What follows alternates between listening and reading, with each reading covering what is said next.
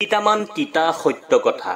মধ্যবয়সীয়া মানুহজনেও বিয়াৰ কাৰণে কম বয়সীয়া ছোৱালী বিচাৰে। 2. প্ৰতিদিনে যৌনপল্লীত যোৱা ল'ৰাজনেও বিয়াৰ কাৰণে ভাৰ্জিন ছোৱালী বিচাৰে। 3. এজনীৰ পিছত এজনীক তোমাক নাপালে মৰি যাম, বিয়া পাতিলে তোমাকে পাতিম বুলি প্ৰতিশ্ৰুতি দিয়া ল'ৰাজনে মা দেউতা পচন্দৰ ছোৱালীজনীক বিয়া পাতে। বাহ, মা দেউতাৰ কি একান্ত বাধ্য পুত্ৰ। 4. প্ৰতি নিশা সাৰে থাকি চাট কৰা ল'ৰাজনেও বিচাৰে তেওঁ হ'ব লগা মানুহজনীৰ যাতে ফেচবুক আইডি নাথাকে। কি আজব চিন্তাধাৰা নহয়নে? 5.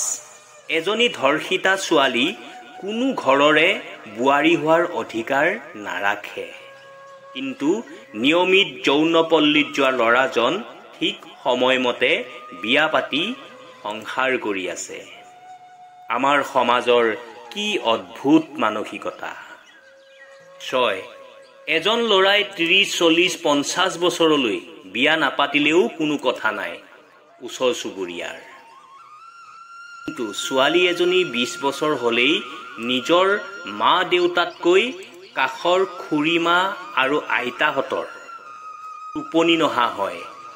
সেই ভয়তে এতিয়াও বহু মা দেউতাকে ছোৱালীজনীক বিয়া দি দিয়ে। মানুহৰ কি সুন্দৰ পৰচৰ্চা। পৃথিৱীত কেতিয়াও কোনো মানুহে পৰচৰ্চা কৰি সফল হোৱা নাই। যিয়ে সফল হৈছে তেওঁ নিজৰ চৰ্চা কৰিছে। নিজৰ ক'ত ভুল হ'ল, কিয় হ'ল তাত সম্পূৰ্ণ ফ'কাছ কৰিছে। বন্ধুসকল, আনৰ চৰ্চা নকৰি নিজৰ কাম কৰক। পঢ়াৰ বয়সত প্ৰেম কৰি ভৱিষ্যত নষ্ট নকৰিব। প্ৰথমে কেৰিয়াৰ গঢ়ক, তাৰপিছত প্ৰেম কৰিবলৈ যথেষ্ট সময় পাব।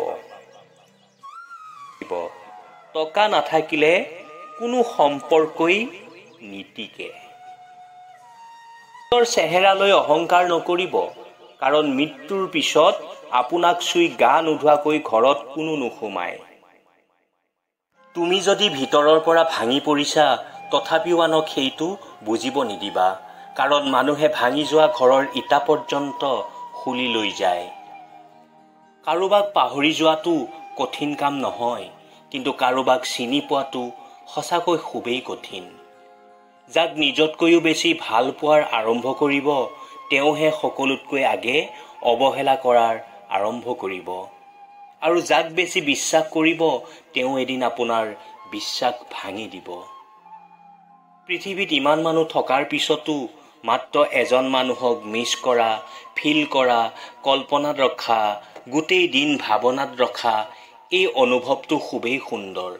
কিন্তু যদি এইটো দুয়োফালৰ পৰা নাথাকে, তেতিয়াহ'লে এজনৰ জীৱন শেষ হোৱাটো নিশ্চিত। ব্যস্ততাৰ কাৰণে মানুহে যিটো হেৰাই পেলায় সেইটো হ'ল সময়।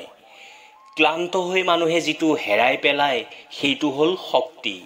আৰু স্বাৰ্থৰ কাৰণে মানুহে যিটো হেৰাই পেলায় সেইটো হ'ল মানৱতা।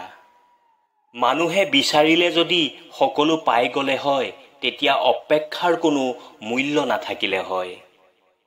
আৰু মানুহে বিচাৰিলে যদি সকলো পাহৰি যাব পাৰিলে হয়, স্মৃতিৰ কোনো মূল্য নাথাকিলে হয়।